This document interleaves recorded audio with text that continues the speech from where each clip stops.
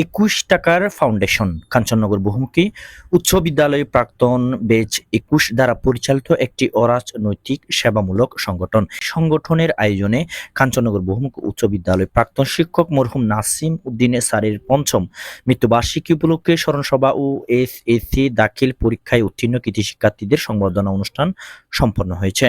আজ 30 জুন কাঞ্চননগর বহুমুখী উচ্চ বিদ্যালয়ের অডিটোরিয়াম ও রুমে সুহেল খন্দকারের সঞ্চালনায় প্রধান অতিথি ছিলেন 7 নং কাঞ্চননগর ইউনিয়ন পরিষদের চেয়ারম্যান কাজী মোহাম্মদ দিদারুল আলম। এর আগে উদ্বোধন করেন কাঞ্চননগর বহুমুখী উচ্চ বিদ্যালয় পরিচালনা পর্ষদের সম্মানিত সভাপতি আবুল কালাম ভূঁইয়া। প্রধান আলোচক ছিলেন বিল্ডিং ওয়ার্কশপ এর প্রধান পরিচালক ইঞ্জিনিয়ার কফিল উদ্দিন। এছাড়াও অন্যান্যদের মাঝে উপস্থিত ছিলেন তালিম উদ্দিন, আব্দুস সাত্তার, জয়নাল আবেদিন সালাউদ্দিন, আফসার উদ্দিন, ঝন্টু কুমার দে, মাস্টার আবুল হোসেন, মাস্টার তাজ উদ্দিন, আলকাস উদ্দিন সহ আরো অনেকে। উক্ত অনুষ্ঠানে সভাপতিত্ব করেন কাঞ্চননগর বহুমুখী উচ্চ বিদ্যালয়ের প্রধান শিক্ষক মোহাম্মদ আব্দুস সাত্তার।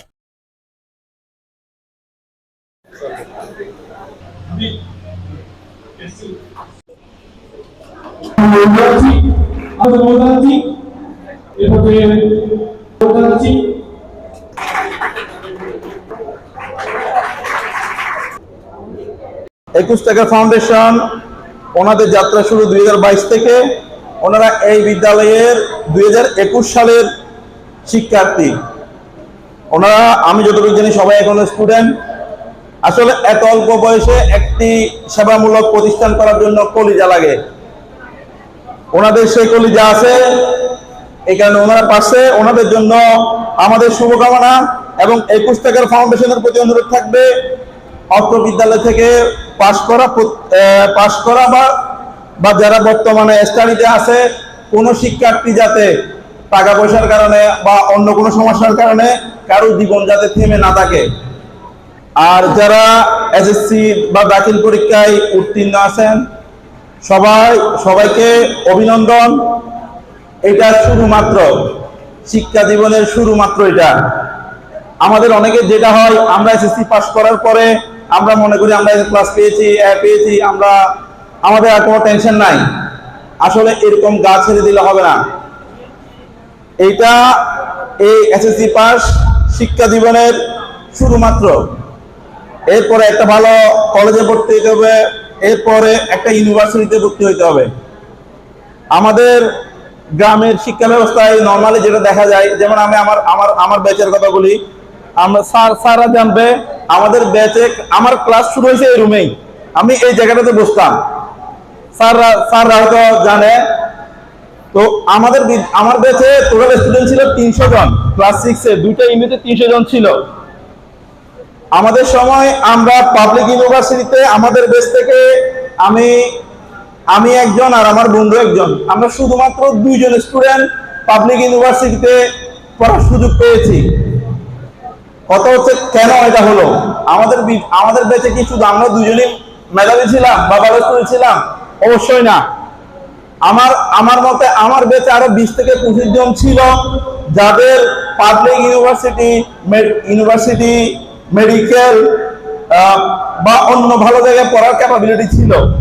আমি সবসময় শুনে আসছি আমার ফ্যামিলি থেকে, আমার শিক্ষকদের থেকে, আমার বন্ধু বান্ধব থেকে, ডাক্তার হইতে হবে নাহলে ইঞ্জিনিয়ার হইতে হবে। আমি কিন্তু আমার টার্গেট ফিক্স করে রেখেছি, তখন আমি হয় ডাক্তার হবো নাহলে ইঞ্জিনিয়ার হবো। এখন ডাক্তারই আমার ভালো লাগে না তাহলে আমার টার্গেট একটাতে চলে আসছে, আমার ইঞ্জিনিয়ারই হইতে হবে। তাহলে আমি কখনো বিজ্ঞানী হওয়ার চেষ্টা করি নাই। কেউ আমাকে বলে নাই যে বিজ্ঞানীও হওয়া যায়। বিজ্ঞানী কারা? বিজ্ঞানী হচ্ছে যারা আবিষ্কার করে। আমি ইঞ্জিনিয়ার হয়েছি, আমার হয়তো আমি নতুন একটা বিল্ডিং ডিজাইন করতেছি, কিছু একটা করতেছি, ওটা আমার আনন্দ, কিন্তু সৃষ্টির আনন্দটা কিন্তু আমার মাঝে নাই। তো আমি তোমাদেরকে বলবো, তোমরা বিজ্ঞানী হও। ধন্যবাদ এবং কৃতজ্ঞতা জানাই বেশ 21 টাকার ফাউন্ডেশন করে যে মানবতার মুক্তির জন্য কাজগুলো করে যাচ্ছেন এবং আমাকে দাওয়াত দিয়ে অত্র অনুষ্ঠানে দু একটি কথা বলার সুযোগ করে দিয়েছেন, সেই জন্য আমি ধন্যবাদ এবং কৃতজ্ঞতা প্রকাশ করছি। আমরা সবাই যারা আছি, অন্ততপক্ষে নাজিম স্যারের ছেলে মেয়ে যারা আছে তাদের খবরাখবর নেওয়াটা আমাদের জন্য অপরিহার্য হয়ে গেছে, যেটা ইঞ্জিনিয়ার কবির সাহেব বলে গেছেন, সেটা কিন্তু আমাদেরকে মনে রাখতে হবে। ইনশাআল্লাহ আমরাও পারবো এই পৃথিবী জয় করতে। আমাদেরকে লেখাপড়ায় মনোনিবেশ করতে হবে। আজকে আমাদের এই কাঞ্চননগর বহুমুখী উচ্চ বিদ্যালয় থেকে লেখাপড়া করে আমেরিকার হার্ভার্ড বিশ্ববিদ্যালয়ে শিক্ষকতা করতেছেন। 21 টাকা ফাউন্ডেশন তোমাদের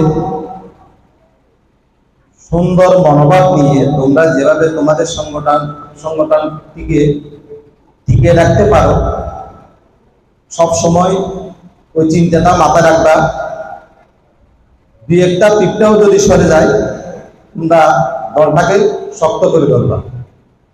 আমার জানা মতো অত্যন্ত একজন ভালো শিক্ষক ছিলেন, সবার সাথে অত্যন্ত বিনয়ের সাথে উনি ক্লাস নিতেন। আমি ওনার বিদায় আত্মার মাধ্যমে কামনা করি এবং এই স্কুল প্রতিষ্ঠাকাল থেকে শুরু করে আজকের দিন পর্যন্ত যারা আমাদের স্কুল থেকে বিদায় নিয়েছে এবং পরকালে পার দিয়েছে, সবার প্রতি আমার গভীর সমবেদনা।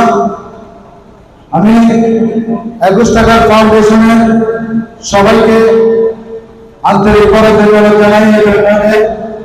সবেমাত্র তারা কয়েকদিন হলো, মাত্র কয়েকটা বছর হলো এসেছে, পাস করেছে। তারা এখনো কেউ গ্রাজুয়েশন কমপ্লিট করে নাই, সুতরাং সে হিসাবে কেউ ব্যবসায়ীও না, কেউ চাকরিজীবীও না, কেউ প্রবাসীও না। তাদের খরচের যে সামান্য টাকা, সেটা দিয়ে হয়তো আপনাদেরকে উৎসাহিত করার জন্য আজকের এই আয়োজন। আমি মহান আল্লাহর দরবারে শুকরিয়া আদায় করছি। আসলে 21 টাকার ফাউন্ডেশন একটি অরাজনৈতিক সংগঠন, এরা যে এত সুন্দর একটা মহান উদ্যোগ নিয়েছে, তার জন্য আমি তাদেরকে বিশেষ আন্তরিক ধন্যবাদ জানাই। কর্মকাণ্ডকে যারা এই সুন্দরভাবে আয়োজিত করার জন্য, এবং আমি যারা এখানে 10ম শ্রেণীর যারা ছাত্রছাত্রীরা এখানে উপস্থিত আছেন, তারা আগামী 2025 সালের এসএসসি পরীক্ষার্থী, তাদের উদ্দেশ্যে আমি কিছু বলবো। তোমরা যেন ভালো করে পড়ালেখা করে তাদের মতো সুন্দর করে একটা শিক্ষা জীবনে এগিয়ে যেতে পারো এবং তাদের মতো যেন মানব সেবায় এগিয়ে যেতে পারো। এই উপলক্ষে আমি আমার বক্তব্য এখানে শেষ করছি। এবং আমাদের মতো শিক্ষার্থীদের প্রণোদনা প্রদান করে। তাদের এই প্রচেষ্টা নিঃসন্দেহে আমাদের সমাজের ইতিবাচক পরিবর্তন আনতে সক্ষম হবে। এলাকি মূলত শুরু হয় 2022 সালে। এর আগে এই সংগঠনটি মূলত স্পোর্টস খেলাধুলা নিয়ে কাজ করত, কিন্তু আমরা একসময় আমাদের সকল বন্ধুরা চিন্তা করলাম কাঞ্চননগরের উন্নয়নের জন্য যদি আমাদের এ থেকে আমাদের অগ্রসর হতে হয়, তাইলে আমাদের একটি ফাউন্ডেশন বা একটা যে কোনো একটা সংগঠনের প্রয়োজন আছে। তাই এই সংগঠনটির উদ্ভব। আমরা এই 2021 থেকে শুরু করে 2024 সাল পর্যন্ত মোট 4টি প্রোগ্রাম সম্পন্ন হয়েছে এ পর্যন্ত, এবং আমরা সামর্থ্য অনুযায়ী আমরা এগিয়ে আসার চেষ্টা করি। 2021 সালে আমরা পরীক্ষা নিয়ে স্কুল থেকে বিদায় হয়েছিলাম। এরপরে কোনো এক সময় আমাদের গ্রুপ হয়েছে, গ্রুপের মধ্যে বিভিন্ন আলোচনা হতো। একটি সংগঠন, একজন সংগঠক হয়ে আগামীতে কাঞ্চননগরের সেবা দেবে, এটাই প্রত্যাশা করি।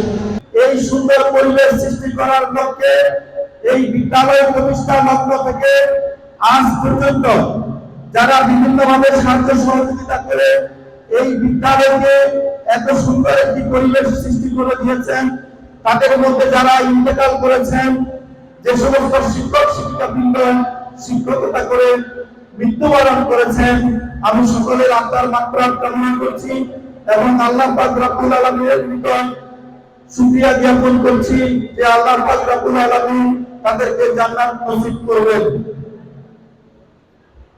পাশাপাশি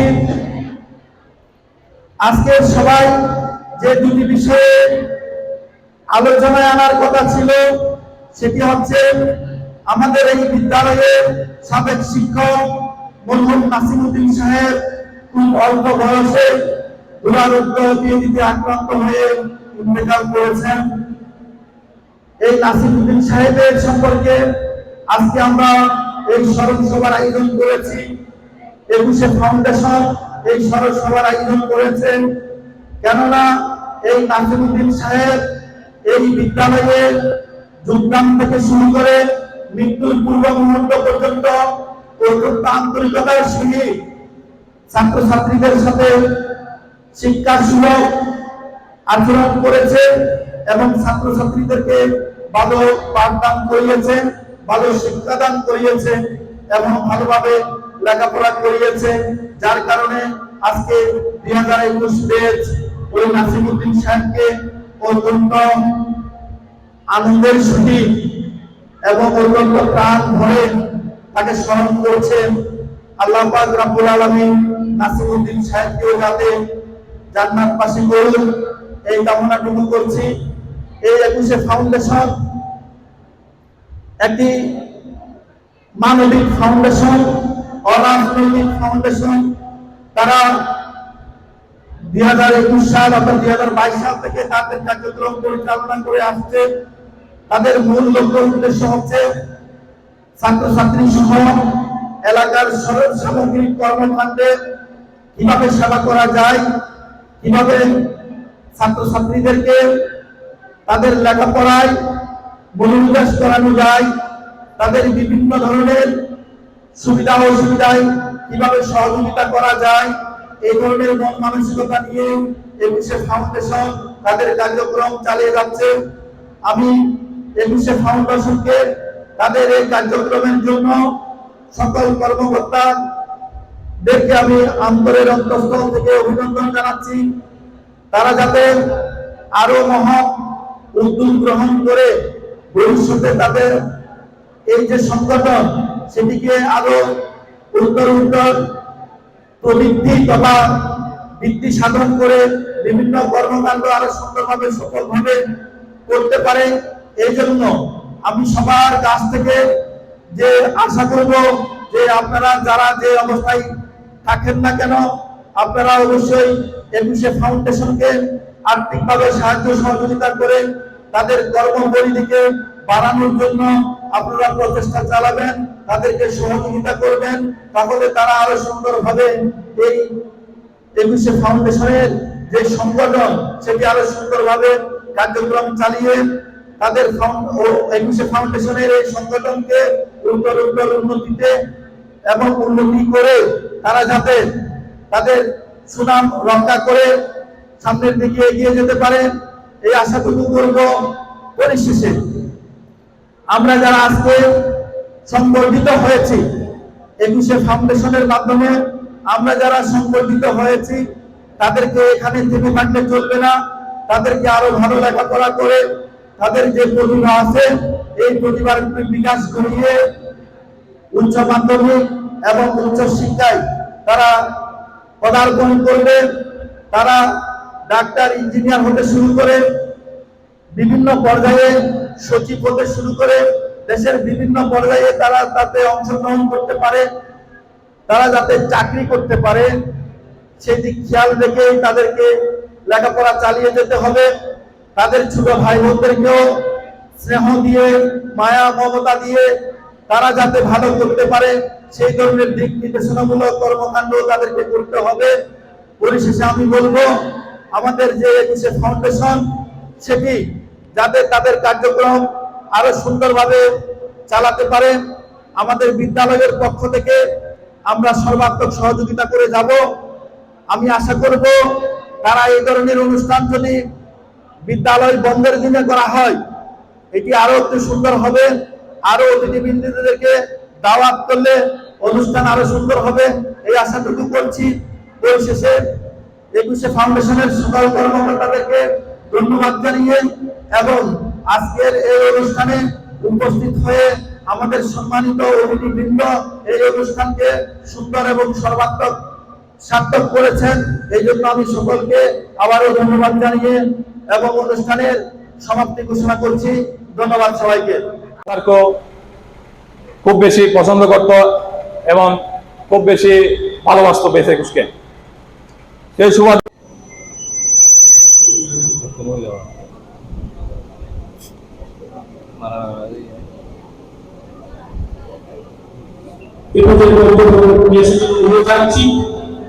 আজকের